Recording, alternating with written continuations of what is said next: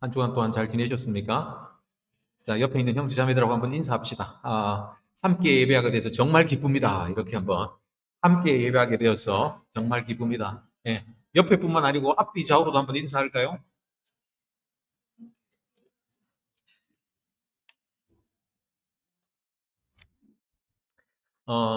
지금 대학 1학년인 제 둘째 딸이 초등학교 5학년 때 있었던 일입니다.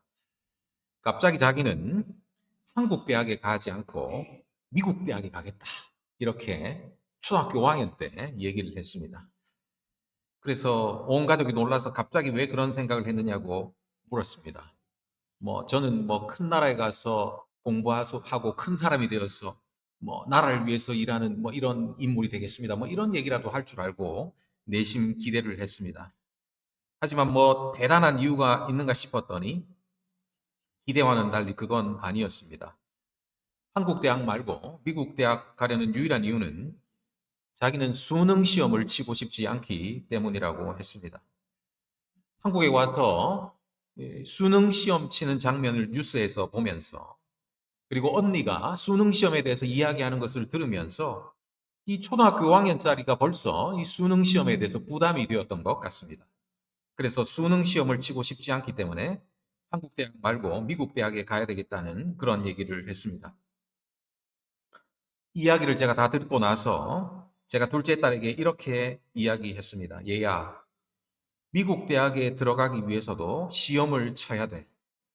그러자 제 둘째 딸은 이 시험을 피해보려고 미국 대학을 가고자 했던 제 둘째 딸은 아주 실망한 얼굴이 되었습니다.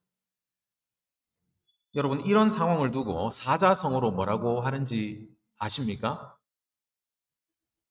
팩트 폭행, 네. 동심 파괴, 이렇게 될 수 있겠죠? 이후에 저는 덧붙여서 이런 말까지 하고 말았습니다. 대학을 들어갈 때만 시험이 있는 것이 아니라 이 세상살이에는 중요한 순간마다 시험이 있단다. 동심이 파괴되든 어떻든 이 세상살이에는 중요한 순간마다 시험이 있다라는 말은 틀린 말이 아닙니다. 물론 제가 이런 말을 했다고 해서 그 당시 초등학교 5학년이었던 제 둘째 딸이 이 말에 담긴 의미를 다 이해했으리라고 기대하지는 않습니다. 하지만 이 세상살이에는 중요한 순간마다 시험이 있다라는 말은 틀린 말이 아닙니다. 시험이 있다는 측면에는 신앙생활도 마찬가지입니다. 오늘 우리가 읽은 본문에 나오는 이스라엘 백성들 한번 보십시오. 이스라엘 백성들은 끝내 바로의 격렬한 추격을 피했습니다.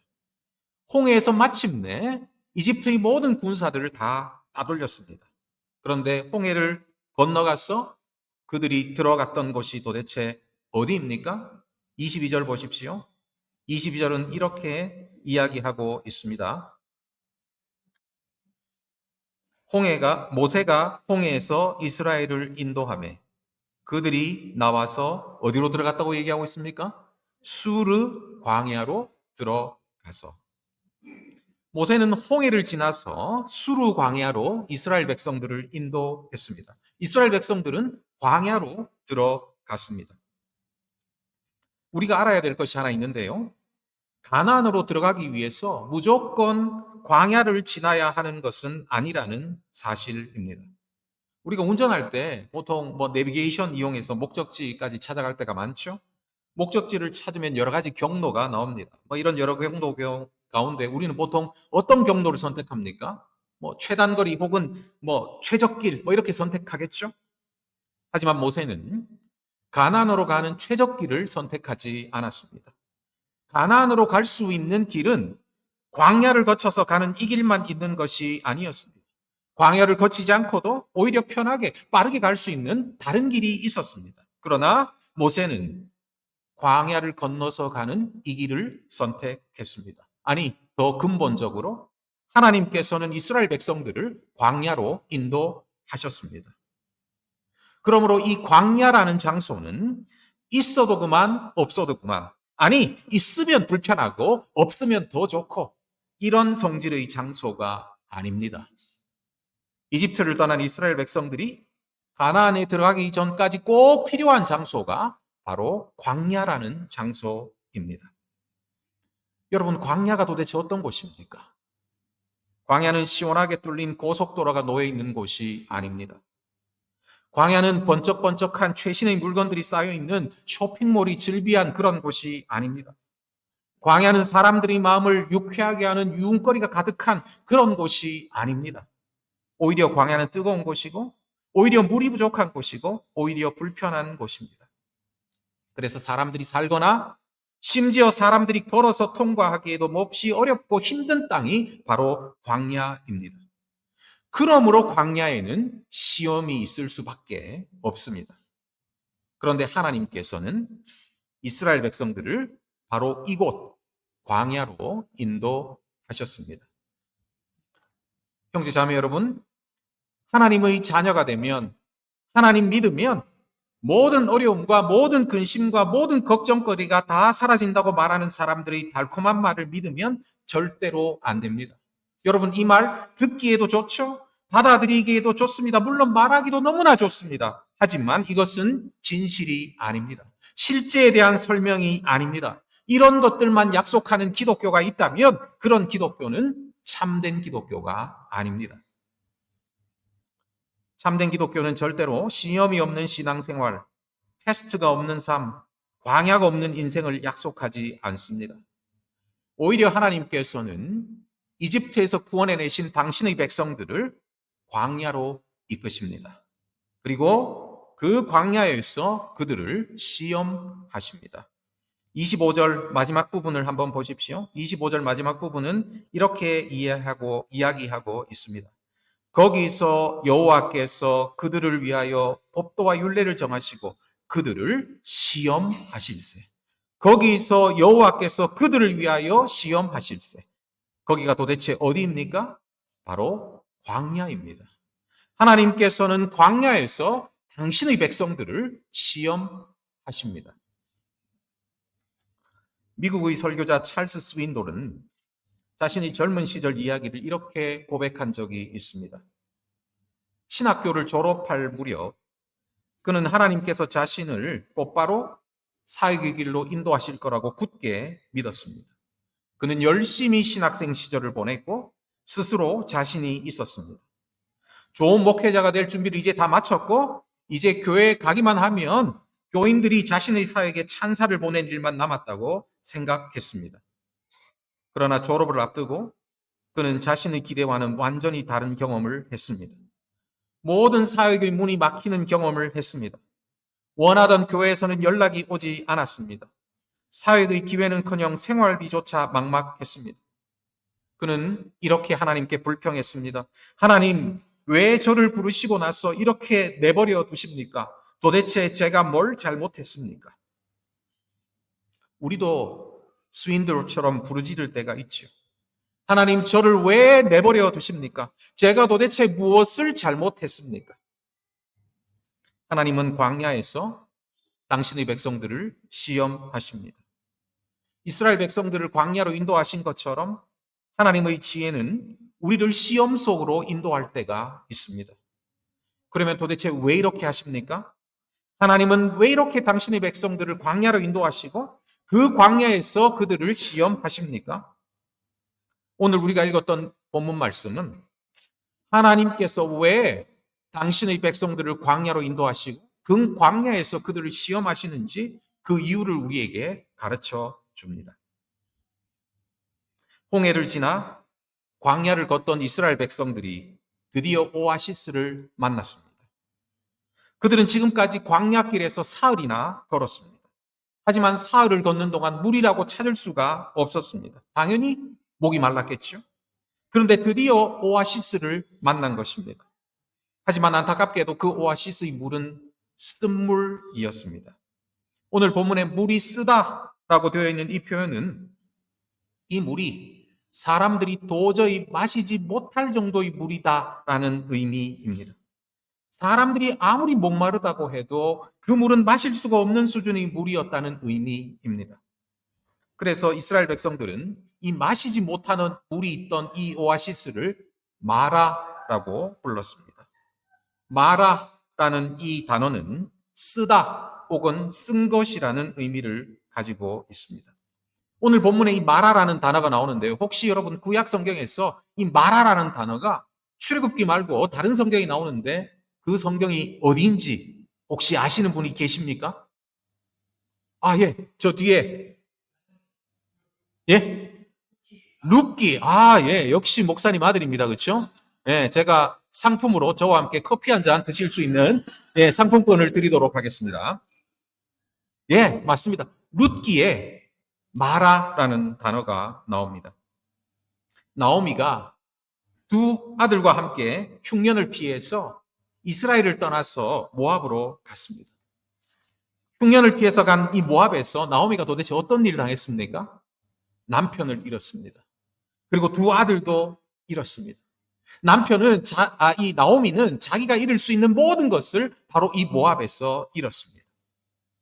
모든 것을 잃고 다시 이스라엘로, 다시 베들레헴으로 돌아오는 나오미에게 이 고향 사람들이 이렇게 말했습니다. 이는 나오미가 아니냐? 나오미가 돌아오는 것을 보면서 고향 사람들이 이는 나오미가 아니냐? 이때 나오미가 이렇게 말했습니다. 룻기 1장 20절인데요. 제가 읽어드리겠습니다. 나를 나오미라 부르지 말고 나를 마라라 부르라. 이는 전능자가 나를 심히 괴롭게 하셨음이니라. 사실 이 나오미라는 이름의 뜻은 기쁨, 즐거움, 행복이라는 뜻입니다. 그래서 사람들이 자신을 이는 나오미가 아니냐라고 불렀을 때 나오미, 나는 나오미가 아니니까 나를 나오미라고 부르지 말라라고 부탁했습니다. 자신의 상황은 이 나오미라는 이름, 기쁨, 즐거움, 행복과는 전혀 상관이 없는 삶이었기 때문입니다. 대신에 그는 자신의 이름을 나오미라고 부르지 말고 뭐라고 부르라고 했다고요? 마라라고 불러라고 부탁했습니다. 이 마라라는 단어는 쓴 것이라는 의미도 있지만 괴로움, 슬픔, 고통이라는 의미도 있기 때문입니다. 맞습니다. 지금 나오미는 마라의 상황을 살고 있습니다. 나오미의 상황이 아니라 마라의 상황을 살고 있습니다. 괴로움, 기쁨, 고통의 상황이 바로 그의 상황이었습니다. 그래서 그는 자신의 이름을 나오미라고 부르지 말고 마라라고 불러달라고, 나는 괴로움을 살고 슬픔을 살고 고통 속에 살고 있기 때문에 나를 마라라고 불러달라고 그렇게 부탁했던 것입니다. 이스라엘 백성들이 이 오아시스를 마라라고 부른 것도 바로 이런 의미일 것입니다. 이스라엘 백성들은 마라에서 단지 갈증, 단지 목마름만 경험했던 것은 아닙니다. 그들은 마라에서 갈증 이상의 경험, 바로 괴로움, 슬픔, 고통을 경험했습니다. 그래서 그들은 그 오아시스를 마라라고 불렀습니다. 마라는 그들에게 시험의 장소, 고통의 장소였습니다. 하지만 이스라엘 백성들에게 이 마라는 단지 시험의 장소, 고통의 장소만은 아니었습니다. 이 고통의 장소 마라에서 이스라엘 백성들은 고통을 치료해 주시는 하나님을 경험하게 됩니다. 고통의 장소 마라에서 고통을 치료하시는 하나님을 만나게 됩니다. 하나님께서는 마라에서 이 쓴물을 단물로 변화시켜 주시고 당신 스스로를 이스라엘 백성들에게 이렇게 나타내 주셨습니다. 26절 마지막 부분 한번 보십시오. 26절 마지막 부분입니다. 제가 읽어드릴게요. 나는 너희를 치료하는 여호와임이다. 나는 너희를 치료하는 여호와임이니라. 마라에서 하나님께서 이스라엘 백성들에게 당신을 나타내 보여주셨습니다. 어떤 하나님으로? 바로 치료하시는 하나님으로 그들에게 나타나셨습니다. 형제 자매 여러분, 신앙생활을 통해서 해결해야 될 여러 가지 질문들이 있습니다. 신앙생활하면 질문들이 많이 생기죠. 그런데 그 신앙생활은 질문들을 해결해가는 그런 과정입니다. 그런데 신앙생활을 통해서 해결해야 될 여러 가지 질문 가운데 가장 중요한 질문은 바로 하나님이 어떤 분인가 하는 것입니다. 그러면 이 하나님이 어떤 분인가 하는 중요한 질문에 대한 대답을 우리는 어디에서 찾을 수가 있습니까? 바로 성경을 통해서 찾을 수 있죠. 성경은 하나님이 어떤 분인지를 우리에게 가르쳐주는 책입니다. 또 무엇을 통해서 찾을 수 있죠?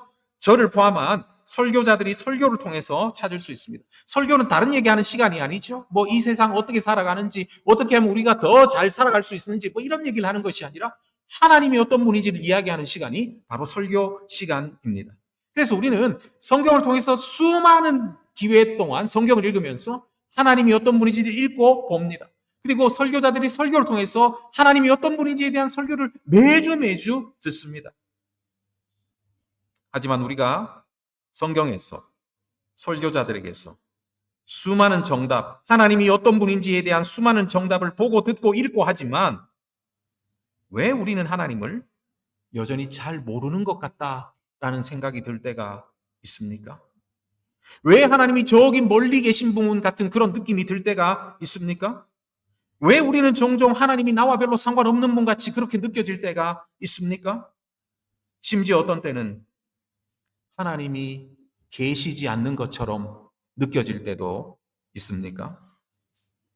그렇게 많이 읽고 그렇게 많이 듣고 했음에도 불구하고 왜 여전히 우리는 하나님에 대해서 제대로 알지 못한다는 그런 생각이 듭니까?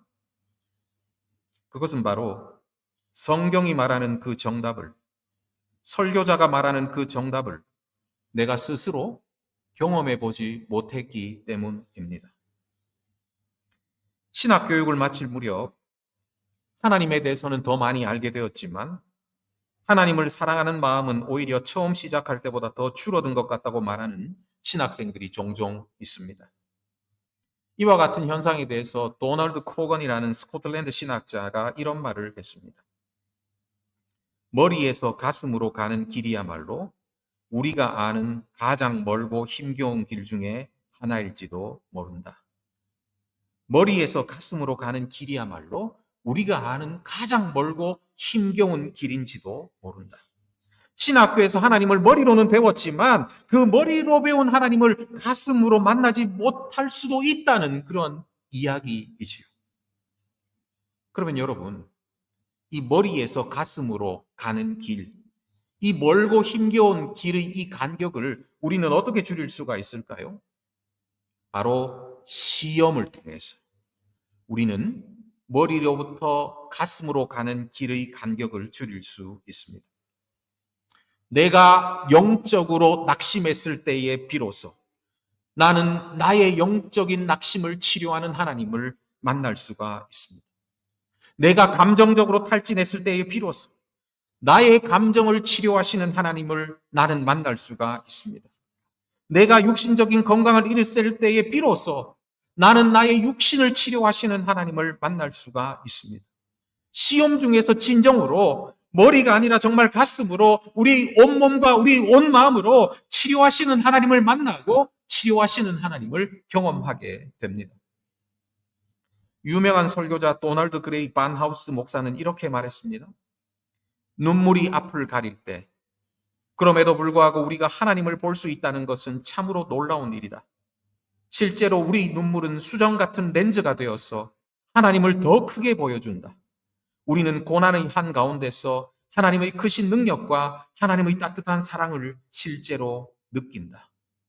우리의 눈물이 수정 같은 렌즈가 되어서 하나님을 더 크게 보여준다. 우리는 시험 중에서 하나님을 실제로 만나고 하나님을 실제로 경험할 수 있게 됩니다. 욥기의 말미에서 불같은 시험을 겪은 욥이 이렇게 고백한 이유가 바로 여기에 있습니다. 내가 주께 대하여 귀로 듣기만 하였사오나 이제는 눈으로 주를 배움나이다. 내가 주께 대하여 귀로 듣기만 하였사오나 이제는 주를 눈으로 배움나이다. 이전에는 내가 다른 사람을 통해서 귀로 듣는 것처럼 하나님을 알았지만 이제는 정말 내가 나의 눈으로 보는 것처럼 하나님을 생생히 알게 되었습니다. 욥의 이런 극적인 변화의 중심에 무엇이 있었습니까? 바로 시험이 있었습니다. 시험이 있기 전에는 다른 사람이 내게 이야기해주는 하나님을 내가 알았지만 내가 시험을 겪고 난 뒤에는 내 두 눈으로 생생히 하나님을 보는 것처럼 내가 하나님을 알았습니다. 욥의 극적인 변화의 중심에 바로 시험이 있었습니다. 여러분, 시험이 무엇입니까? 시험은 바로 하나님을 경험하도록, 그래서 하나님을 머리만이 아니라 가슴으로 온몸과 온 마음으로 알도록 하는 것입니다. 하나님은 시험을 통해서 당신을 우리에게 알리십니다. 여러분, 이후에 광야에서 이스라엘 백성들에게 일어난 모든 시험은 이스라엘 백성들에게 당신이 누구인지를 알리시는데 그 목적이 있습니다. 다음 장인 16절에는 이스라엘 백성들이 굶주림을 체험합니다. 그 굶주림을 통해서 하나님께서 이스라엘 백성들을 시험하십니다. 그리고 그 굶주림에 시달리는 이스라엘 백성들에게 하나님께서 만나를 내려주시죠. 이 시험을 통해서 이스라엘 백성들은 먹을 것을 주시는 하나님을 알게 됩니다. 하나님께서 자신의 생존을 체험하시고 계신다는 사실을 이전까지는 다른 사람들에게 들어서 알았지만 이 시험 이후에는 자신이 눈으로 생생하게 보는 것처럼 자신이 먹을 것을 주시는 하나님을 체험하고 알게 되었습니다.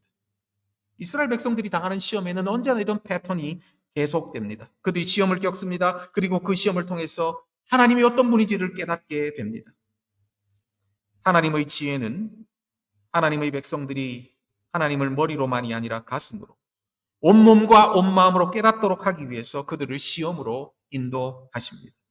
하나님은 시험을 통해서 당신을 당신의 백성들에게 알리십니다. 별은 언제나 하늘 위에 떠 있습니다. 낮에나 밤에나. 지금 낮이라고 별 안 떠 있다고 생각하시는 분 없죠? 별은 언제나 하늘 위에 떠 있습니다. 하지만 낮에는 우리가 그 별을 보지 못합니다. 그러나 밤이 되어 햇빛이 사라지면 캄캄한 밤하늘을 배경으로 아름답게 반짝거리는 별빛을 볼 수 있습니다. 별이 존재하는 데는 어둠이 필요하지 않습니다. 하지만 우리가 별을 보아서 별이 그 자리에 있다는 것을 경험하고 확인하기 위해서는 바로 어둠이 필요합니다. 마찬가지입니다. 우리가 하나님을 알고 하나님을 실제로 체험하기 위해서는 시험이라는 배경막이 필요합니다. 형제 자매 여러분, 혹시 우리들 가운데 시험 중에 있는 분들이 있습니까? 이스라엘 백성들처럼 광야로 내몰린 분이 있습니까? 여러분만이 마라에서 고통과 괴로움 당하고 계신 분들이 있습니까? 자녀 때문에 눈물로 밤을 새우는 부모가 있습니까? 계약이 끊기고 사업이 줄고 그래서 카드 명세서가 날아오는 것이 두려운 분들이 있습니까? 부부 사이, 부모와 자녀 사이, 그리고 교회 안에 있는 형제 자매들과의 갈등이 오래된 쓴물처럼 고여있는 그런 분들이 있습니까? 갑자기 원치 않은 질병이 찾아온 분들이 있습니까? 다른 사람들은 다 괜찮은 것 같은데 왜 나만 이런 병을 얻었나 원망스러운 마음을 가지고 있는 분들이 있습니까? 혹시 우리 중에 누구도 모르고 오직 자신과 하나님만 아는 광야에서, 마라에서 고통 속에 계신 분이 있습니까? 하지만 여러분, 광야 가운데서도, 여러분이 마라 가운데서도 낙심하지 마십시오. 왜 우리는 우리 광야 가운데서, 마라 가운데서 낙심하지 않을 수 있습니까? 여러분은 여러분의 광야에서, 여러분의 마라에서 그 시험을 통해서 하나님이 어떤 분인지 머리로만이 아니라 가슴으로, 온몸으로, 온 마음으로 알게 될 것이기 때문입니다. 우리는 시험을 통해서, 아니 시험을 통해서만이 하나님을 제대로 알 수가 있습니다. 우리는 시험을 통해서 우리 부모의 하나님, 우리 구역장의 하나님, 우리 목사님의 하나님이 아니라 비로소 내 자신의 하나님이 어떤 분인지를 알게 될 것입니다. 하나님의 지혜는 우리가 하나님을 머리로만이 아니라 가슴으로, 온몸으로, 온 마음으로 알도록 하기 위해서, 우리에게 하나님을 알리시기 위해서 우리를 종종 시험으로 인도하십니다. 하나님의 지혜가 우리를 시험으로 인도한다는 것을 믿는 자들은 시험 중에서 보통 사람들과는 다른 반응을 보입니다. 이 대부분의 이스라엘 백성들은 이 광야의 쓴물 앞에서, 이 시험 앞에서 불평하고 원망했습니다. 이것이 시험 앞에서 일반적인 사람들이 보이는 반응입니다. 고통과 시험 앞에서 원망하지 않을 사람이 도대체 어디 있겠습니까? 하지만 하나님의 지혜가 우리를 시험으로 인도한다는 것을 믿는 자들은 어떤 반응을 보입니까? 그는 시험 중에서 원망 대신 오히려 순종을 택합니다. 시험 중에서 불평 대신 오히려 순종을 택합니다. 하나님, 저를 부르시고 왜 이렇게 내버려 두십니까? 제가 뭘 잘못했습니까? 라고 부르짖었던 찰스 스윈돌은 이 출애굽기 말씀을 읽다가 오늘 본문 22절 말씀에서 딱 멈추었습니다. 22절 이렇게 시작하죠. 모세가 홍해에서 이스라엘을 인도하며 그들이 나와서 수르 광야로 들어갔어요. 그리고 문득 이런 깨달음을 얻었다고 합니다. 하나님은 먼저 우리를 광야로 보내신다. 그리고 하나님은 광야에서 우리를 다듬고 순종을 배우게 하신다. 시험이란 하나님의 버림이 아니라 하나님의 손길이다. 그리고 이 광야의 시간을 거친 뒤에 이렇게 고백했습니다. 내 인생의 가장 중요한 학교는 신학교가 아니라 광야였습니다. 이 스윈돌에게 광야는 하나님을 만나는 장소, 그리고 그 하나님께 순종을 배우는 장소였습니다. 마찬가지입니다. 모세를 한번 보십시오. 모세는 시험의 상황에서 원망하고 불평하지 않고 오히려 하나님께 순종했습니다. 하나님께서는 마라의 쓴물 앞에서 모세에게 한 나무를 지시하시고 그 나무를 물에 던지라고 말씀하셨습니다. 모세는 그 하나님의 말씀에 순종했습니다. 그랬더니 어떤 일이 일어났습니까? 마라의 쓴물이 달게 되어서 모든 이스라엘 백성들이 마실 수 있게 되었습니다. 우리 하나님께서 참으로 은혜스러우신 것은 모세 한 사람의 순종을 통해서 이스라엘 백성 모두에게 당신을 치료의 하나님으로 나타내셨다는 사실입니다. 여러분 한번 생각해 보십시오. 여러분이 시험을 잘 못 치르면 여러분의 성적표에는 나쁜 성적이 기록되는 것이 너무나도 당연합니다. 여러분과 친한 친구가 시험 잘 쳤다고 여러분의 성적표에 좋은 성적이 나가는 것이 아닙니다. 하지만 은혜로우신 하나님께서는 모세가 시험을 잘 봤는데 이스라엘 백성 모두에게 좋은 성적이 나가도록 해 주셨습니다. 하나님께서는 모세 한 사람의 순종을 통해서 이스라엘 백성 모두를 시험 속에서 건지시고 그들 모두에게 치료의 하나님으로 나타나셨습니다. 이것이 바로 하나님의 은혜입니다. 사실 이스라엘 백성들의 광야 생활은 언제나 원망과 불평의 연속이었습니다. 오늘 우리가 읽었던 본문 말씀 속에서 목마르다고 불평했던 그들은 물을 마시자마자 또 배고프다고 불평했습니다. 그리고 만나로 배가 부르자마자 또 고기가 없다고 불평했습니다. 그들에게 불평거리는 언제나 존재하는 것이었습니다. 그들의 광야 생활은 원망과 불평의 연속이었습니다. 하지만 이렇게 불평하고 이렇게 원망하는 이스라엘 백성들이 끝내 광야를 지나서 가나안 약속의 땅으로 들어갈 수 있었던 이유는 도대체 무엇입니까? 바로 그 원망하고 불평하는 이스라엘 백성들 가운데 순종하는 한 사람, 모세가 있었기 때문입니다. 그 순종하는 한 사람, 모세 때문에 하나님께서는 이스라엘 백성들 모두를 약속의 땅으로 인도해 주셨습니다. 하나님께서는 순종하는 한 사람, 모세 때문에 이스라엘 백성들 모두에게 은혜를 베풀어 주셨습니다. 형제 자매 여러분, 모세보다 더 뛰어나신 분이 계시다는 것 알고 계십니까? 히브리서 3장 1절부터 3절인데요. 우리 같이 한번 읽어볼까요? 히브리서 3장 1절부터 3절입니다. 같이 읽겠습니다. 시작.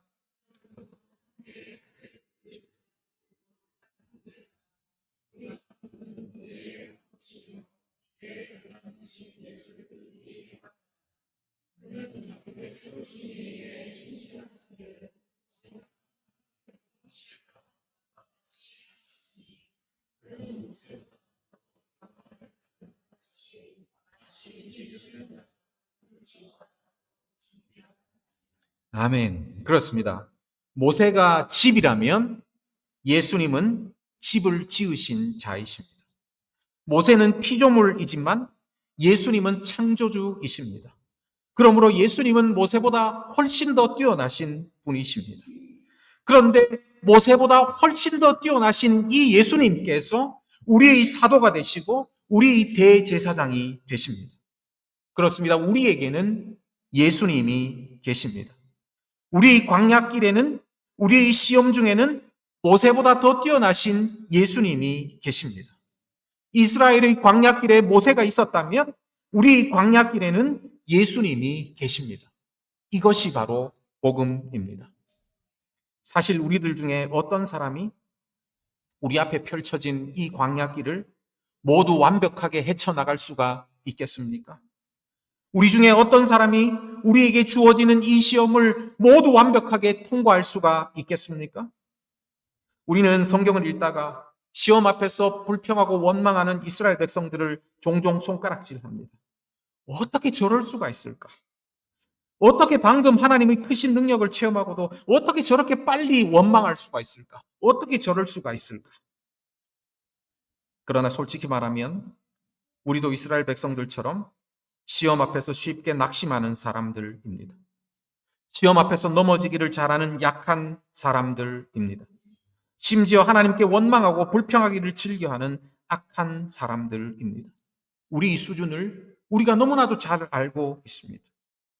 이런 우리를, 이렇게 약한 우리를, 이렇게 부족한 우리를, 심지어 이렇게 악한 우리를, 그럼에도 불구하고 하나님께서 끝까지 포기하지 않으시고 당신의 백성으로 인정해 주시는 것은 광야를 지나서 시험을 지나서 끝내 우리를 하나님 나라로 인도해 주시는 것은 우리가 그럴 자격이 있어서가 아니라 바로 시험 중에서 끝까지 순종하신 예수님 때문입니다. 죽기까지 순종하신 그 예수님이 우리 광야길 가운데 함께 계시기 때문입니다. 그래서 바울은 로마서 5장 19절에서 이렇게 말합니다. 한 사람이 순종하지 아니함으로 많은 사람이 죄인 될 것 같이 한 사람이 순종하심으로 많은 사람이 의인이 되리라. 아멘. 이것이 바로 우리에게 복음입니다. 이스라엘 백성들이 메마른 광야길에 모세가 있었다면 우리의 거친 인생길에는 모세보다 더 뛰어나신 예수님께서 계십니다. 모세보다 더 크신 우리 주 예수 그리스도의 순종 때문에 끝까지 우리를 포기하지 않으시고 우리를 구원하신 그 은혜의 하나님을 신뢰하면서 시험 중에도 하나님 만나기를 소원하고 시험 중에도 순종할 수 있는 저와 여러분들이 되기를 간절히 바랍니다. 아멘. 기도하겠습니다.